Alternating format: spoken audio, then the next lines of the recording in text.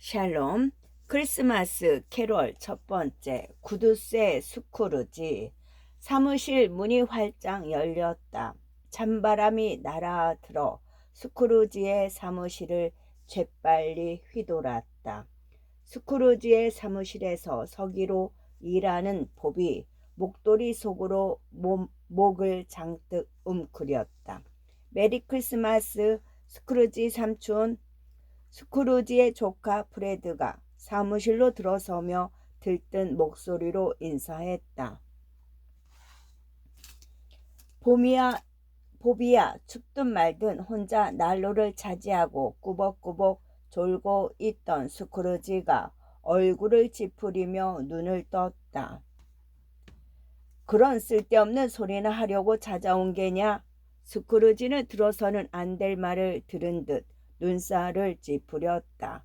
쓸데없는 소리라고요, 삼촌? 이 한심한 녀석아. 크리스마스 따위를 어디다 쓰겠냐? 크리스마스가 돈을 주냐, 빵을 주냐? 돈과 빵을 안 줘도 저는 크리스마스가 좋아요. 사랑과 기쁨이 넘치는 때잖아요. 크리스마스엔 모두가 서로에게 마음을 열죠. 수많은 이들이 어려운 이웃에게 따뜻한 마음을 베풀어요. 저처럼 가난한 사람들도 다른 이의 행복을 빌어주며 마음을 나누고요. 거리엔 캐롤이 흥겹게 넘실대고 사람들 얼굴에 미소가 가득하죠. 그러니 얼마나 복된 날인가요? 두 사람의 이야기를 가만히 듣고 있던 봅이 자리에서 일어나 손뼉을 쳤다. 메리 크리스마스 봅. 프레드가 외치자 봅도 신이 나서 맞장구 쳤다. 메리 크리스마스 프레드. 스크루지가 책상을 힘껏 내리쳤다. 조용히 못하겠나 봅. 한 번만 더 손뼉을 쳤다간 일자리를 당장 잃게 될 걸세. 실업자가 보내는 크리스마스가 과연 어떤 기분인지 알고 싶은가? 봅은 손뼉을 치던 두 손을 힘없이 내려드렸다. 스크루지가 프레드를 쏘아보며 비아냥거렸다. 우리 조카 나리께서 말재주 하나는 타고났네 그려. 말재주 대신 돈 버는 재주를 타고났으면 지금처럼 한심한 꼬락서니로 살지는 않을 텐데. 쯧쯧. 헛소리 그만하고 얼른 네 집으로 돌아가. 이만 갈 테니 내일 꼭 저희 집에 오세요. 마디는 저녁 식사 준비해 놓을게요. 곧 보겠구나. 곧 보겠다는 스크루지의 말에 프레드는 자기 귀를 의심했다. 정말이죠?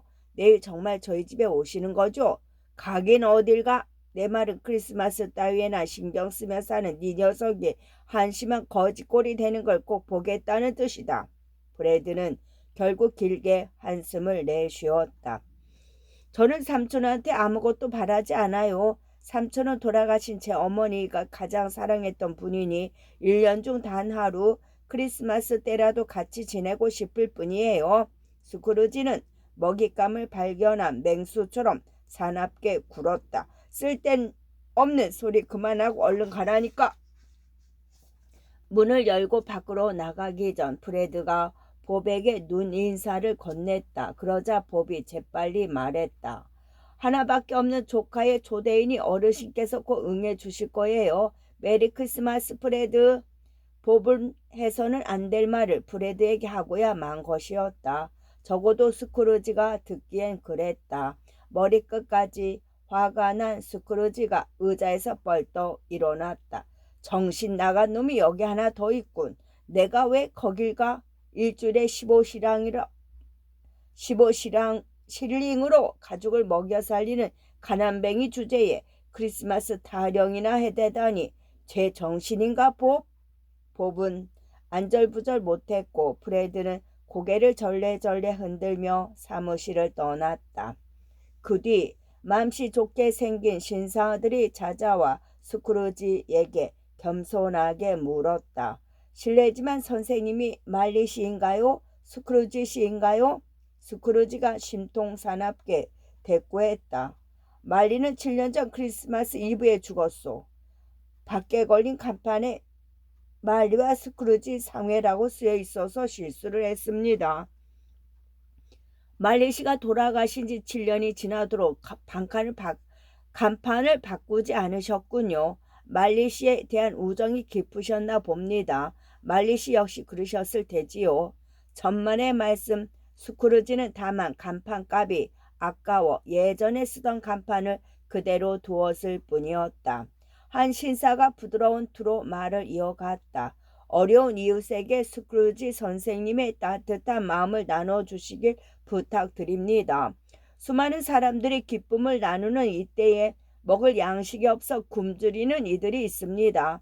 잠자리가 없어 거리를 헤매는 사람도 많고요. 선생님이 기꺼이 도움을 주신다면 굶주리고 헐벗은 이웃에게 큰 힘이 될 겁니다. 스크루지가 빈정대며 물었다. 얼마나 한심하게 살았으면 밥이 없고 잠자리가 없겠소. 그런 인간들을 모아 가두는 감옥은 없소? 신사가 물었다. 가난이 죄인가요, 선생님? 아무 상관도 없는 나한테 돈을 내놓으라는데 제가 아니요? 감옥은 그렇다 치고 그 한심한 떠돌이들을 먹여주고 재워주는 수용소는 있겠지요? 그런 인간들을 돕기 위해 나라 돈을 허투루 쓰는 그 쓸데없는 법, 말하자면 빈민구제법은 잘 돌아가고 있소? 그렇습니다. 그럼 모조리 잡아다 수용소로 보내버리면 되지 왜 나를 찾아와? 그곳에 가고 싶어도 자리가 없어 갈 수 없는 사람들이 많습니다. 그곳에 가느니 차라리 죽는 게 낫다는 사람도 있고요. 안 그래도 쓸모없는 인생이니 죽는 편이 훨씬 나을지도 모르겠군. 선생님, 제발 마음을 가라앉히시고 따뜻한 정을 베풀어 주시길 부탁드립니다. 스크루지는 급기야 신사들을 문 쪽으로 밀어냈다. 내가 그들을 언제 봤다고 정을 베풀겠소. 날마다 얼굴을 맞대고 사는 저기 저 봅한테도 정이 없는데 말이오. 말없이 그들의 이야기를 듣던 봅이 주머니를 뒤적였다. 주머니 깊숙이 숨어있던 1실링이 봅의 손에 딸려 나왔다. 작은 돈이지만 어려운 이웃을 위해 써주세요. 신사들은 그 돈을 선뜻 받지 못했다. 봅은 한 신사의 손에 1실링을 꼭 쥐어 주었다. 스크루지가 입을 쩍 벌리고 봅과 신사들을 번갈아 봤다. 신사들은 봅에게 공손히 인사한 뒤 밖으로 나갔다. 미치지 않고서야 어떻게 그런 몹쓸 짓을 한단 말인가. 기가 막힐 노릇이군. 제 가족도 제대로 먹여 살리지를 못하는 주제에 남의 대 돈을 퍼줘? 스크루지가 봅에게 한창 헌담을 퍼붓고 있을 때 어디선가 캐럴이 들려왔다. 고요한 밤, 거룩한 밤, 어둠에. 이건 또 무슨 끔찍한 소리야? 스크루지가 사무실 문을 벌컥 열었다. 그 바람에 소년 하나가 뒤로 자빠졌다. 소년의 코는 살을 애는 추위 때문에 누들포처럼 빨갛게 얼어 있었다. 자빠지며 바닥을 짚은 두 손은 매서운 추위에 감각을 잃어 장뜩 곱아 있었다. 소년이 걸친 옷은 세상에서 가장 사나운 싸움꾼이 함부로 쥐어뜯어 놓기라도 한 듯 군데군데 찢겨 있었다. 그 꽁꽁한 몸으로 소년은 사무실 문 앞에 쪼그리고 앉아 스크루지를 기쁘게 하기 위해 캐럴을 불렀던 것이다. 소년이 말했다. 하나님께서 할아버지를 축복해 주시길 빌어요. 스크루지는 불이 나게 자를 집어 들었다. 너 따위 거지 같은 녀석이 감히 나를 위해 빌겠다고? 스크루지는 기다랗고 단단한 자를 휘둘러 소년을 곧 내리칠 기세였다. 겁에 질린 소년은 그 길로 달아나며 연신 눈물을 훔쳤다.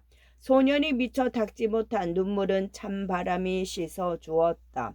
찬바람만도 못한 마음 씀씀이를 가진 스크루지가 다시 봅을 몰아 세웠다. 자나 내일 그 잘난 크리스마스 덕분에 종일 집에서 쉴 계획이지? 내 어르신. 그렇다면 내일 할 일까지 모조리 마치고 가게. 안 그랬다간 봉급을 깎아 버릴 테니 명심하라고. 오늘은 모든 상점이 일찍 문을 닫습니다, 어르신.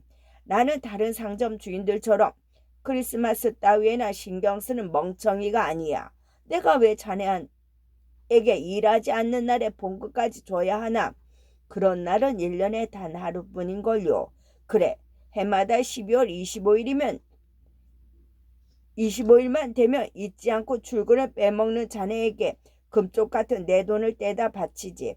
그때마다 내 살을 떼어주는 것처럼 끔찍한 심정이 된다고. 알아들어? 결국 스크루지는 거리의 모든 상점이 문을 닫은 후에야 마지못해 사무실 문을 닫았다. 사무실 앞에서 복과 헤어지는 길에 스크루지가 한마디 더 쏴 붙였다. 모레 아침엔 새벽같이 출근하게.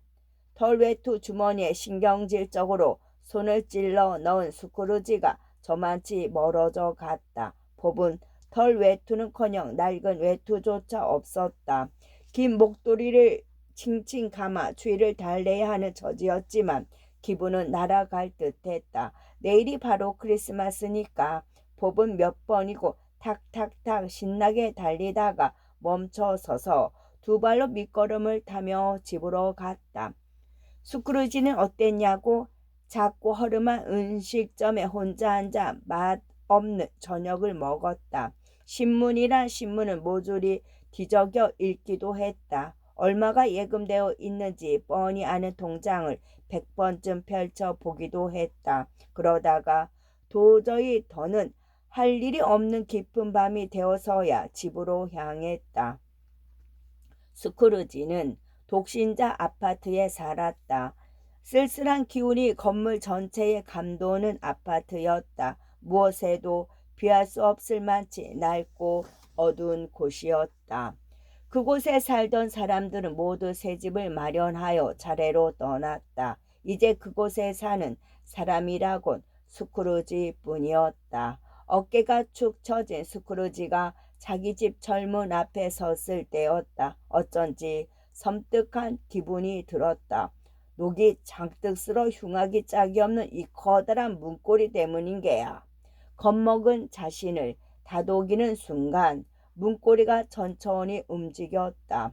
놀란 스크루지가 뒤로 주춤하며 물러섰다. 눈을 씻고 다시 봐도 문고리는 이전의 문고리가 아니었다. 문고리가 있어야 할 자리에 낯익은 얼굴이 매달려 있었다. 7년 전 크리스마스 이브에 세상을 떠난 말리의 얼굴 말이다. 사정없이 헝클어진 말리의 머리카락 사이로 부릅뜬 두 눈이 보였다. 스크루지는 그 자리에 주저앉고 말았다. 쥐고 있던 열쇠가 캄캄한 아파트 복도에 부딪히며 소름 끼치는 쇳소리를 냈다. 스크루지의 온몸이 마구 떨렸다. 발끝에서 머리끝으로 피가 거꾸로 솟는 듯했다. 두 눈동자는 곧 밖으로 튀어나올 것만 같이 위아래 양옆으로 바삐 흔들렸다. 쇠사슬에 묶인 채 찾아온 말리. 쇠사슬에 묶인 채 찾아온 말리. 내가 잘못 본 거야. 정신 나간 녀석들한테 종일 시달린 탓에 나까지 정신이 나가버린 거라고. 겁에 질려 눈을 질끈 감고 중얼거려 스크루지는 천천히 실눈을 떴다. 그러고는 용기를 내어 문고리를 다시 봤다. 천만다행히도 말리의 얼굴 대신 녹슨 문고리가 보였다. 그럼 그렇지. 7년 전에 죽은 말리가 무슨 수로 여길 찾아와? 스크루지는 바닥에 떨어뜨린 열쇠를 집어 힘껏 문을 열었다. 집 안으로 들어서자마자 문을 단단히 걸어 잠그고 서둘러 촛불을 켰다. 이상하게도 촛불이 유난히 흔들렸다. 촛불이 흔들릴 때마다 집안 전체가 두려움에 떠는 듯 보였다. 어디선가 말리의 섬뜩한 얼굴이 다시 나타나 노려볼 것만 같았다.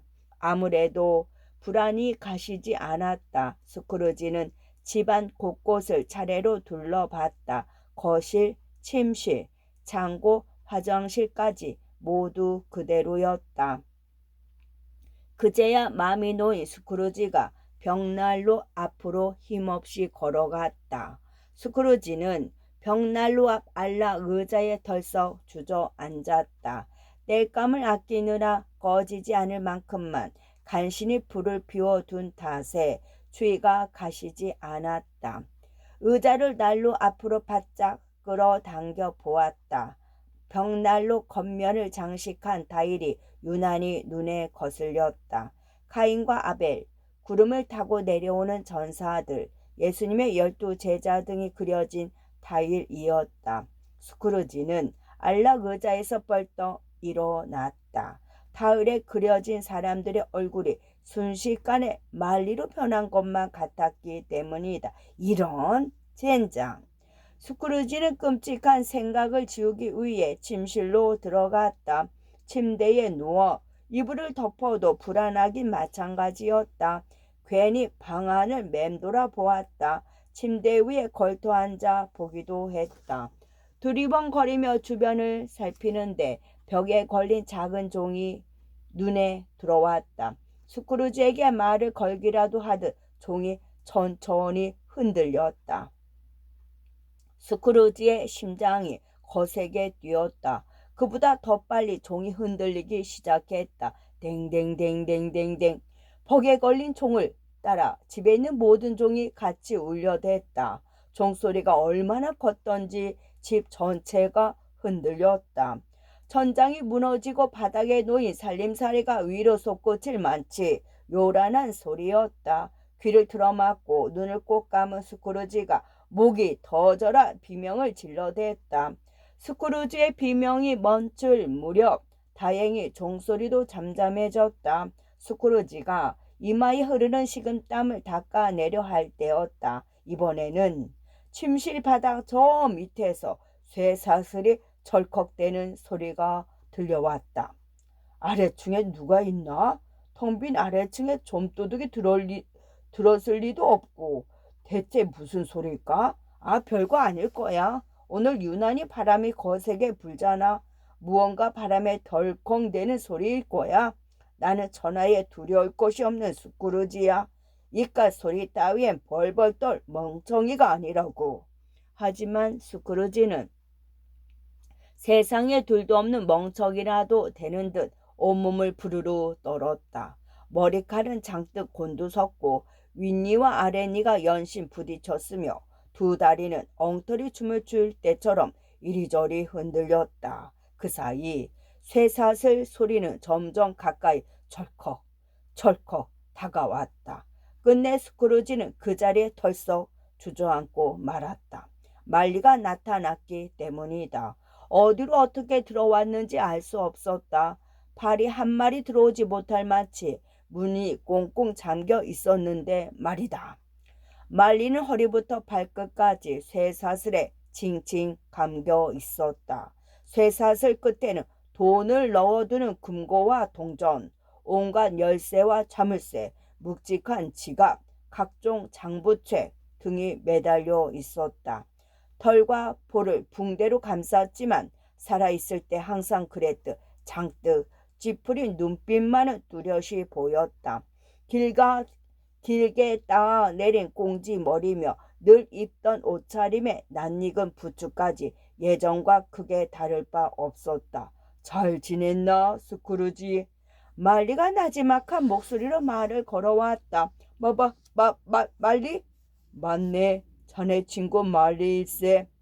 스크루지는 두려워서 심장이 멈출 것 같았다. 하지만 그 자리에서 기절하는 모습을 보이기는 싫었다. 간신히 숨을 고르고 눈을 비빈 뒤 말리를 찬찬히 살펴보았다. 유경이라 그런지 말리의 몸은 등 뒤에 달린 단추 2개가 훤히 보일 만치 투명했다. 자네가 웬일인가? 내게 무슨 볼일이라도 있나? 아주 중요한 볼일이 있지. 중요한 볼일? 그렇다네. 자네를 위해 꼭 해줄 말이 있네, 스크루지. 우선 거기 앉게나. 말리에게 앉기를 권한 건 친구에 대한 예의 때문이 아니었다. 그저 귀신도 의자에 앉을 수 있는지 궁금했기 때문이었다.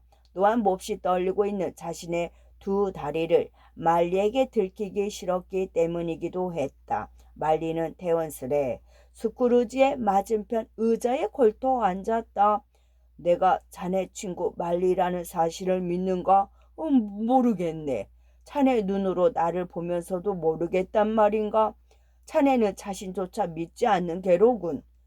사람이 눈이라는 게 워낙 실수가 많잖은가. 사람들은 간혹 개를 고양이로 착각한다네.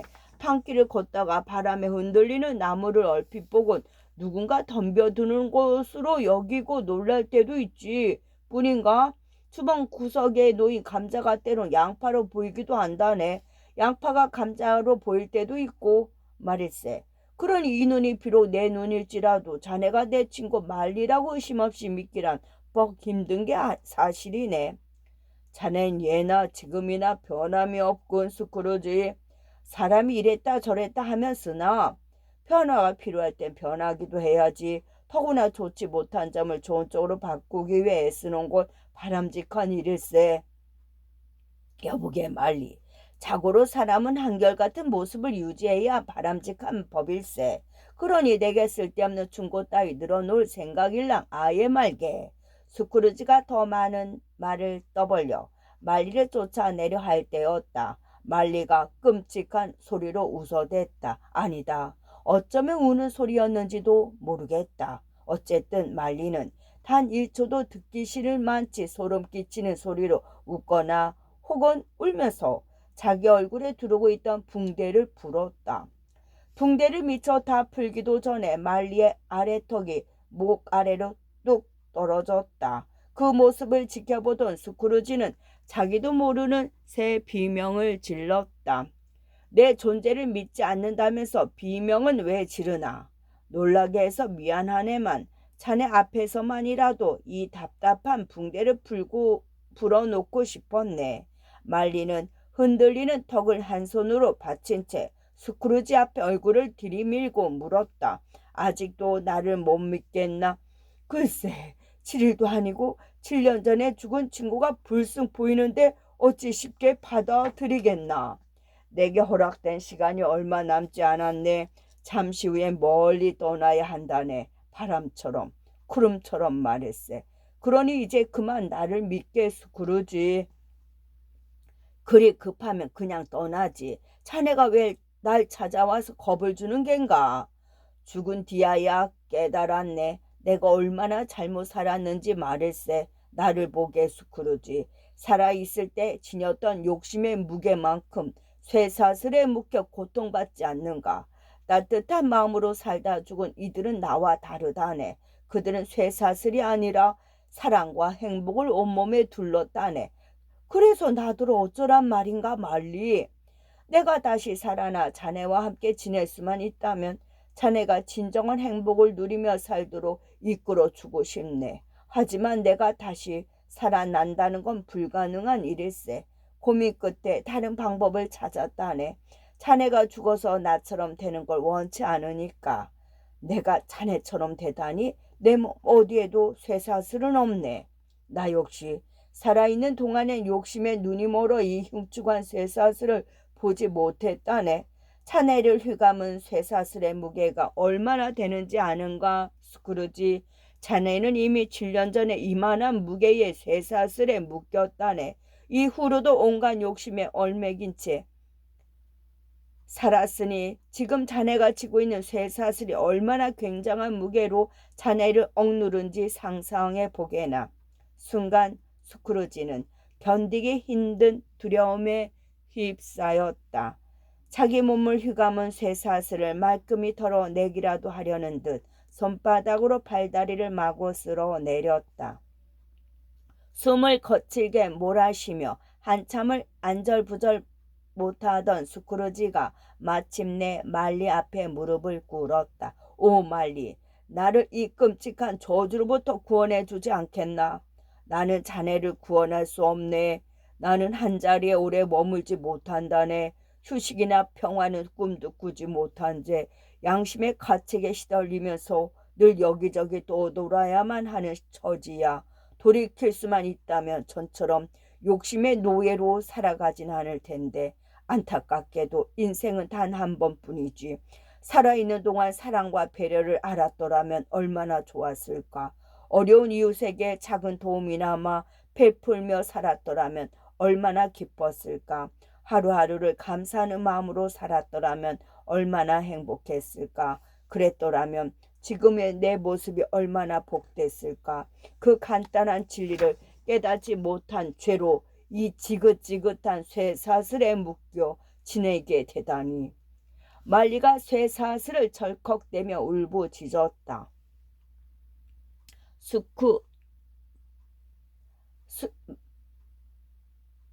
울부짖었다. 스크루지는 정말 오랜만에 다른 누군가로 인해 마음이 아주 조금 아파왔다. 여보게 말리, 자네가 꼭 잘못 살았던 것만 아니었소. 자네는 누구보다 훌륭한 사업가였자는가. 내가 훌륭한 사업가였다고? 훌륭한 사업은 인류를 위한 일이어야 하네. 이웃에게 단 한 번도 자비를 베풀지 않고 나만을 위해 돈을 긁어 모았는데 급급했던 내가 훌륭한 사업가였단 말인가? 돌아보면 부끄러운 기억만 가득한 삶이었네. 나는 한 모금의 물보다도 못한 인간이었어. 물은 목마른 사람의 목이라도 죽여주지 않나? 나로 인해 기쁨을 느꼈던 사람은 하나도 없었네. 스크루지, 부디 자네만은 나처럼 되지 말게. 물론이었다. 스크루지 역시 말리처럼 되는 건 상상하기조차 싫었다. 그동안 갖은 욕을 먹어가면서 사람들을 야박하게 대했고 동전 한 푼 함부로 쓰지 않고 아껴 쓰며 밥 한 끼조차 풍요롭게 먹은 적 없었던 이유는 누구보다 큰 행복을 누리고 싶었기 때문이다. 그런데 말리처럼 되다니 말도 안 되는 소리였다. 나도 자네처럼 될 생각은 없네, 말리. 하지만 내가 어떻게 살아야 하는지, 어떻게 달라져야 하는지 모르겠네. 내가 가진 것들을 사람들에게 펑펑 퍼주라는 말만은 하지 말게. 얼마나 고생해서 모은 것들인지 자네도 뻔히 알잖나. 가능한 모든 방법을 동원해서 제발 나를 이 두려움 속에서 구해주게, 말리. 나는 못하네. 내가 오늘 이 자리에 찾아온 건 자네에게는 아직 희망이 있다는 걸 알려주기 위해서라네. 더는 자네 곁에 머물 시간도 없거니와 자네를 구원할 자격도 내겐 없네. 자네나 나하고는 달리 고귀한 영혼을 가진 존재만이 자네를 구원할 자격을 갖추었지. 앞으로 자네를 구원해줄 유령셋을 차례로 만나게 될 걸세. 유령셋을 만나게 될 거라는 말을 듣자 스크루지는 온몸이 얼어붙었다. 오 말리, 자네 말고도 유령을 셋이나 더 만나라는 말인가?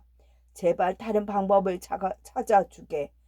지금은 겁이 나겠지만 결국 내게 고마워할 걸세.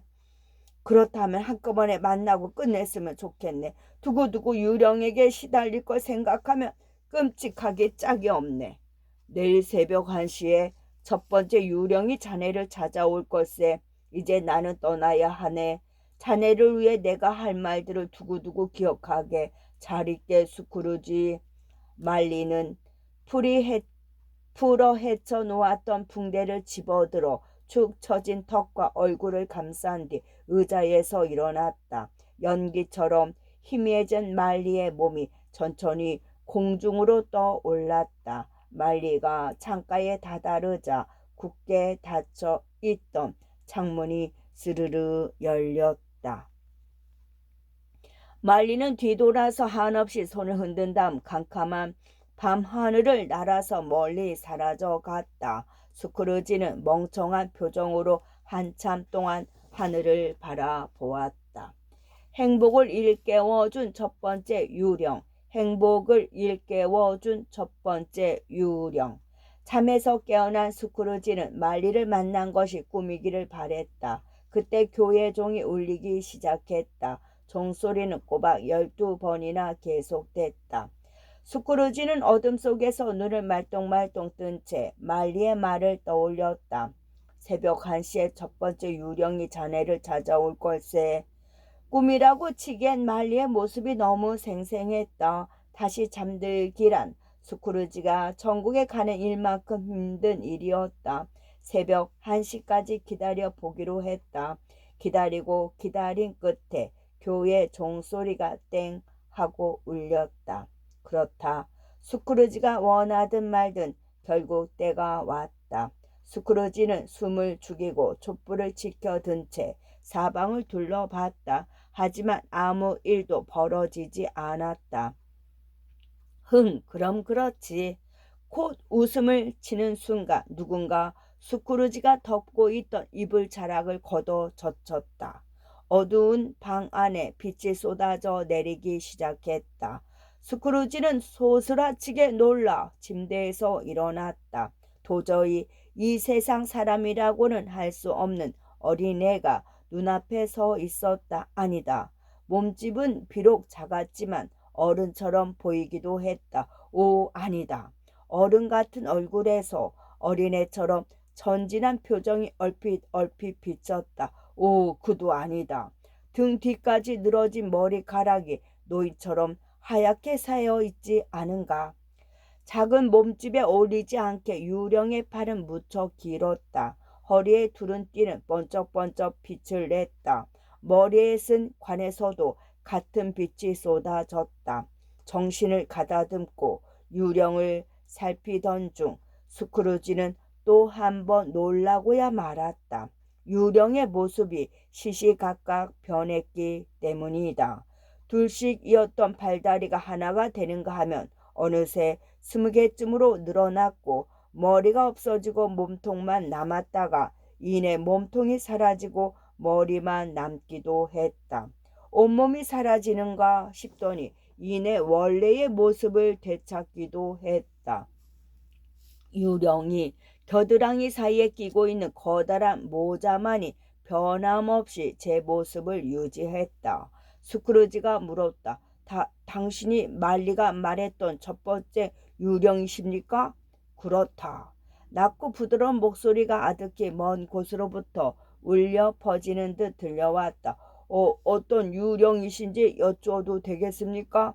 나는 과거 크리스마스의 유령이다. 네? 스크루지가 멍하니 유령을 올려다보더니 갑자기 엉뚱한 부탁을 했다. 겨드랑이에 끼고 계신 그 모자를 머리에 눌러 쓰신 모습을 보고 싶습니다. 유령이 갑자기 화를 냈다. 세상에 더럽혀진 너를 위해 내가 뿌려주는 빛을 꺼버릴 셈이냐? 이 모자는 너처럼 욕심으로 가득 찬 인간들이 만들어낸 것이다. 너와 같은 인간들 탓에 주고 이 모자를 눌러 쓰고 겪어왔던 내 슬픔의 크기를 짐작이나 하느냐? 슬픔을 안겨드릴 생각은 없습니다. 다만 그 모자가 지금껏 보아온 모자와는 전혀 다른 모양이라 유령님이 쓰시면 어떤 모습일지 궁금했을 뿐입니다. 유령은 이내 차분한 모습을 되찾았다. 마음이 놓인 스크루지는 왜 자기를 찾아왔느냐고 물었다. 유령은 스크루지가 잃어버린 행복을 되찾아 주기 위해 왔노라고 했다. 스크루지는 속으로 콧웃음을 졌다. 이 깊은 밤에 찾아와 남의 잠을 깨워놓고 행복은 무슨 행복? 그냥 편히 잘 수 있게 해주는 게 나를 행복하게 하는 거야, 이 양반아. 유령이 스크루지의 생각을 읽어냈다. 진정한 행복이 무엇인지 아예 모르는구나. 네가 잃어버린 행복이 무엇인지 깨닫게 해주겠다. 어서 일어나 나를 따라라. 유령이 스크루지의 팔을 단단히 움켜잡고 창가로 갔다. 저는 유령이 아닙니다. 창문으로 나갔다간 바닥에 떨어져 죽고 말 겁니다. 걱정 마라. 내 손만 잘 잡고 있으면 이보다 더 높은 것이라도 자유롭게 날 수 있다. 둘은 순식간에 창밖으로 날아올라 시골길에 도착했다. 오, 이런. 잠깐 새의 고향에 오다니. 이 길을 기억하느냐? 기억하고 말고요. 눈 감고도 집을 찾아갈 수 있을 만치 생생하게 기억하죠. 이상도 하구나. 그토록 생생한 이 길을 어찌 그리 오래도록 잊고 지냈을꼬. 자기 집뿐인가? 스크루지는 마을 어귀에 자리 잡은 나무 한 그루 한 그루와 이웃집 대문들까지도 모조리 기억했다. 다리를 건너 강주기를 따라 걸을 때였다. 조랑말 몇 마리가 아이들을 태우고 저만치서 다가왔다. 말에 올라탄 아이들은 저희들끼리 조잘대며 해맑게 웃었다. 네가 보고 있는 건 너의 과거다. 우리는 저들을 볼 수 있지만 저들은 우리를 못 본다. 스크루지가 고개를 끄덕이며 아이들을 살펴봤다. 모두 낯이 익었다. 스크루지는 뛸 듯이 반가웠다. 저 아이는 장난꾸러기 데니얼이군. 오, 맘씨 좋은 윌리엄과 용감무쌍한 잭도 보이네. 친구들의 이름을 부를 때마다 스크루지의 심장이 세차게 뛰었다. 갈림길에 이르자 아이들은 서로 메리 크리스마스를 외치며 제 집으로 돌아갔다. 메리 크리스마스라는 말을 듣는 순간 스크루지의 두 눈 가득 눈물이 고였다. 젠장, 그깟 크리스마스가 뭔데 눈물이 나려는 거야. 유령이 방향을 들었다. 둘은 이내 낡은 학교 앞에 서 있었다. 건물 복도를 가로질러 교실 문을 열자 아이들이 보였다. 아이들이 어린 스크루지를 둘러싸고 앞을 다퉈 빈정거렸다. 이렇게 좋은 날 왜 학교에 남으려고 하니 스크루지? 넌 집도 없니? 혹시 너 거지 아냐? 어린 스크루지가 아무 말 못하고 고개를 숙였다. 스크루지를 놀려대던 아이들은 하나 둘 집으로 돌아갔다. 가족과 함께 크리스마스를 보내기 위해서였다. 친구들에게 버림받은 스크루지는 텅 빈 학교에 혼자 남아 책을 펼쳤다. 유령이 손짓했다. 책 읽는 어린 날의 네 모습을 보아라. 아라비안 나이트를 읽는 중이에요. 맘씨 좋은 알리바바와 지혜로운 하녀에게 감탄하며 말이죠. 외톨이가 된 크리스마스 이브의 슬픔을 알리바바가 달래주었어요. 알라딘의 요술 램프도 굉장했지요. 지니가 술탄의 꼭두각시로 거꾸로 처박았을 땐 얼마나 통쾌했는지도 몰라요. 거꾸로 처박힌 그놈꼴이라니. 로빈슨 크루소도 읽었어요. 로빈슨 크루소가 섬을 돌아보고 집으로 돌아갔을 때 앵무새가 말했지요. 불쌍한 로빈슨 크루소 어디 갔었어? 스크루지는 목이 베어 한동안 말을 잇지 못했다. 저 역시 불쌍한 소년이었죠. 가엾기 짝이 없는 자신을 마주보는 사이 어제 만난 거지 소년이 떠올랐다. 불쌍한 소년이 또 있지. 어제 사무실 앞에서 나를 위해 캐럴을 불러주던 아이. 그 아이에게 좀 더 친절했더라면 얼마나 좋았을까. 그 아이는 단지 나를 기쁘게 하기 위해 노래했을 뿐인데 그 사랑스러운 아이에게 고마워하기는커녕 겁만 장뜩 주어 쫓아내다니. 수정처럼 맑은 눈물이 스크루지의 볼을 타고 흘러내렸다. 후회해도 이젠 늦었겠지요, 유령님. 유령이 빙그레 웃었다. 지난 일은 돌이킬 수 없지만 앞으로는 다르게 살 수 있지 않느냐. 어제 제가 한 아이에게 몹쓸 짓을 했습니다. 알고 있다. 내게 네 마음을 꿰뚫어 볼 수 있는 능력이 있느니라. 그 아이를 다시 만나게 된다면 어제처럼 대하지는 않을 겁니다. 유령이 고개를 끄덕이며 스크루지의 손을 따뜻이 잡았다. 눈물을 거두고 다른 크리스마스로 떠나자. 둘은 잠깐 새에 다음 크리스마스로 옮겨왔다. 스크루지는 부쩍 자라 있었다. 이번에도 친구들은 크리스마스를 맞아 모두 집으로 가고 없었다. 텅 빈 학교에 혼자 남은 스크루지가 슬픔을 억누르며 교실 뒤편에서 서성일 때였다. 갑자기 교실 문이 활짝 열렸다. 스크루지의 여동생 펜이 뛰어 들어와 스크루지를 꼭 끌어안았다. 오빠 얼른 집에 가자. 펜은 무섭기 짝이 없는 아빠를 설득해 스크루지를 집에 데려가기 위해 먼 길을 달려온 것이었다. 펜, 음식과 잠자리도 부족한데 왜 집에 왔냐고 아빠가 야단치실 거야. 요즘 아빠 하시는 일이 좀 나아져서 그런지 전처럼 무섭지 않으셔. 며칠 전에 나더러 잘 자라는 인사까지 해주셨지 뭐야. 그날 밤 오빠를 데려오면 안 되겠냐고 용기 내어 아빠에게 여쭤봤어. 아빠가 가만히 나를 보시더니 그렇게 하라고 허락하셨어. 소년 스크루지는 너무 기쁜 나머지 펜의 손을 잡고 깡충깡충 뛰었다. 오, 펜 정말이니? 이번 크리스마스는 가족과 함께 보낼 수 있는 거니? 물론이지. 우리 이번에는 세상에서 가장 기쁜 크리스마스를 보내자.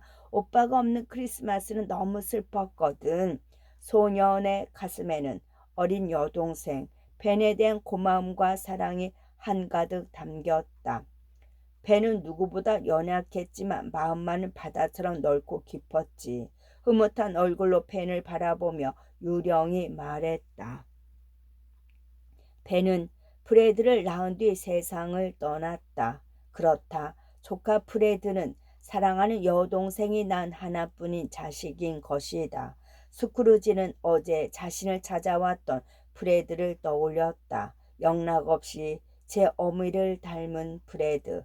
그 착한 조카에게 쌀쌀맞게 굴었던 일을 떠올리자 마음이 쓰라렸다. 요령은 다시 몇 년 뒤 크리스마스 때로 스크루지를 데려갔다. 은발의 노신사 패치 위그가 책상 앞에 앉아 있었다. 패치 위그는 스크루지에게 처음 일을 가르쳐준 일이었다. 사람이었다. 스크루지의 얼굴 가득 감동이 일렁이었다. 오, 패치 위그 어르신을 다시 뵙게 되다니. 펜을 내려놓은 패치 위그가 시계를 보았다. 정각 7시였다. 여보게 스크루지, 여보게 딕. 한창 일하던 청년 스크루지가 동료 딕과 함께 패치 위그 쪽으로 고개를 돌렸다. 얼른 문을 닫고 크리스마스 이브를 즐기세. 스크루지와 딕은 눈 깜짝할 사이에 가게 문을 닫았다. 책상과 의자 등을 사무실 구석에 밀어놓고 반질반질 윤이 나게 마루를 닦았다. 등잔마다 모두 불을 붙였으며 난로에는 석탄을 가득 넣었다. 사무실은 어느새 아늑하고 환한 파티장이 되었다. 악사 하나가 바이올린을 들고 뒷문으로 들어왔다. 곧 경쾌한 음악이 사무실을 내달리며 춤을 주어댔다. 음악에 맞춰 스텝을 밟으며 패치 위그 부인이 들어왔다. 패치 위그의 사랑스러운 세 딸이 부인의 뒤를 따라 들어왔고 3명의 아가씨를 짝사랑하는 청년들이 그 뒤를 따라 들어왔다. 패치 위그 집 안에서 일하는 모든 이가 차례로 사무실로 들어왔다. 그들은 각각 아름다운 동작을 마음껏 선보이며 즐겁게 춤을 췄다. 패치 위그가 우렁찬 목소리로 외쳤다. 여러분 모두 메리 크리스마스. 사람들이 패치 위그를 향해 소리쳤다. 메리 크리스마스. 그 사이 커다란 케이크와 부드럽게 삶아난 소고기 요리, 최고급 포도주와 넉넉한 맥주, 기가 막히게 맛있는 과자, 생과일 주스 등이 줄줄이 나왔다. 모두들 세상에서 가장 행복한 얼굴로 크리스마스 이브를 즐겼다.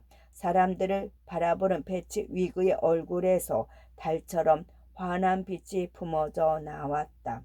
나도 이렇게 행복했던 때가 있었어. 패치 위그 어르신을 만난 덕이야. 감격에 겨운 스크루지가 자신도 모르게 새 중얼거렸다. 아, 이깟 시시한 일로 감격하다니. 피식 웃으며 유령이 말했다. 시시하다고요, 유령님? 패치 위그 어르신 덕에 사람들이 얼마나 기뻐했는지 보이지 않으세요? 이깟 파티쯤이야. 돈 몇 푼이면 얼마든지 가능하지. 어르신이 베푸신 건 물질이라기보다는 마음입니다. 사람들을 아끼고 사랑하는 마음, 기쁨을 나누는 마음, 배려하고 이해하는 마음 말입니다. 돈으로는 살 수 없는 것이지요. 스크루지는 유령에게 자신이 느낀 바를 들려주며 법을 떠올렸다. 그동안 법에게 못쓸 짓만 일삼아서 패치 위그 어른씨께 이토록 그 은혜를 입은 걸 까맣게 잊고서 말이야. 이번에도 유령은 스크루지의 마음을 읽어냈다. 보비야 언제든 다시 만날 사이 아니냐. 맞습니다. 다행히도 법은 휴일을 뺀 모든 날을 제 사무실에서 지내죠. 앞으로는 법을 좀 더 배려하고 이해해야겠습니다. 차츰 사람다운 생각을 해내는 스크루지의 손을 유령이 굳게 잡아주었다. 시간이 얼마 없다. 서둘러 다음 크리스마스로 가자. 둘은 순식간에 어느 큰 나무 앞으로 옮겨왔다. 나무 아래 벤치에 적당히 나이 든 스크루지와 아름다운 아가씨가 앉아 있었다. 아가씨의 눈에는 눈물이 가득 고여 있었다. 당신은 나보다 돈을 더 사랑해요, 스크루지. 무슨 소리요? 내가 돈을 모으는 건 당신과 행복한 가정을 꾸리기 위해서요.